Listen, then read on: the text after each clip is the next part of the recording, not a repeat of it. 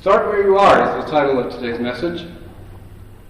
And first let me say, to start where I am, I'm happy to have folks here from Anjou and St. George's as well. It's an honor for me to be able to share a message with you today. The universe is what it is.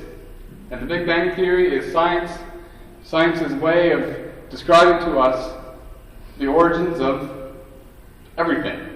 The origins of me as a person, the origins of you, this cube, this church. All the starlight that has traveled billions of years to come and hit your eye at the night.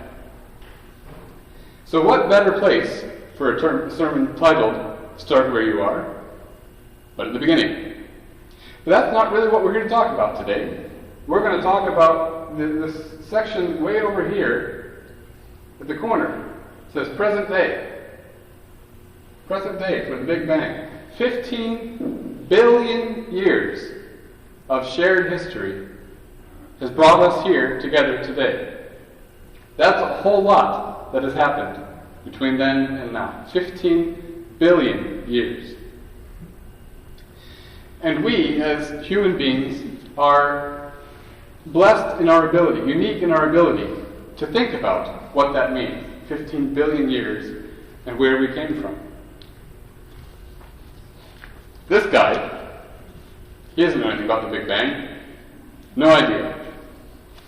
When Charles Darwin rocked the world in the 19th century, when he said that humans were descendants of apes, or at least that they shared a common ancestry, people were just beside themselves. This is something that was a completely new idea to them at the time.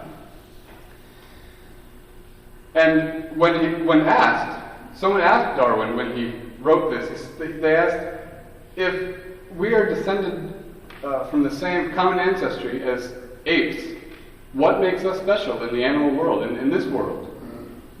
To which Charles Darwin replied, humans are the only beings on this planet that can blush.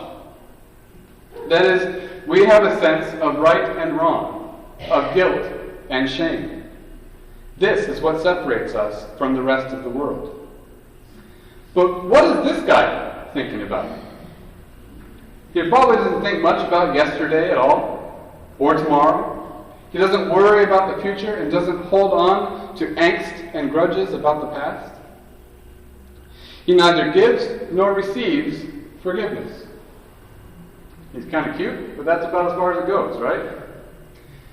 He doesn't say, this should have happened, or that shouldn't have happened. He just accepts the world as it is and makes the best of it. And when we use words like should, we must realize that we are passing judgment on an action or circumstance, be it someone else's or our own. He should do this, or I should have said that, are judgmental phrases indicating that we know best, and we know what should or should not have happened. But gaining freedom from judgment and regret about the past means trusting God, the creator of the universe as we know it. This trusting, this faith in God, leads to emotional, psychological, and spiritual freedom. Although we may be different in very significant ways from our monkey friend in the other slide there, we are still part of the universe. The Big Bang is how we got here, but under God's guidance through the creation of this vast universe, we have come through many things together. We have overcome wars, droughts, ice ages, predators, and further back still, we survived coming out of the sea for the first time onto dry land.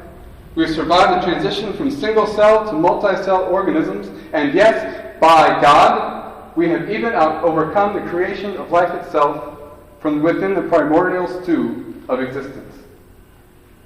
And yet, here we are. We are all sitting here with a shared existence of billions of years. Isn't that amazing? Now, we're either the most lucky group of people to have ever existed in the entire universe, or maybe, just maybe, we're here for a reason. Maybe the universe is conspiring in our favor. We're here, after all, and isn't that proof enough?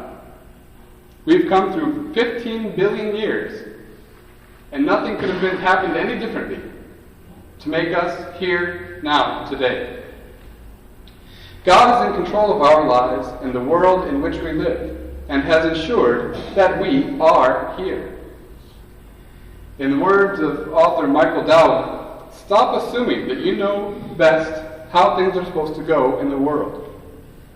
Stop assuming that you know best how things are supposed to go in the world. God's universe knows what it's doing, and things will work out for the best, even if it's not what we wanted.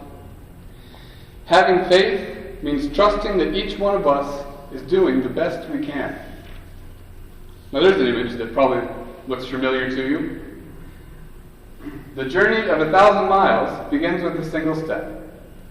If we leave on a journey burdened with the guilt and shame we've accumulated over our shared lifetimes, we will never reach the end of our road.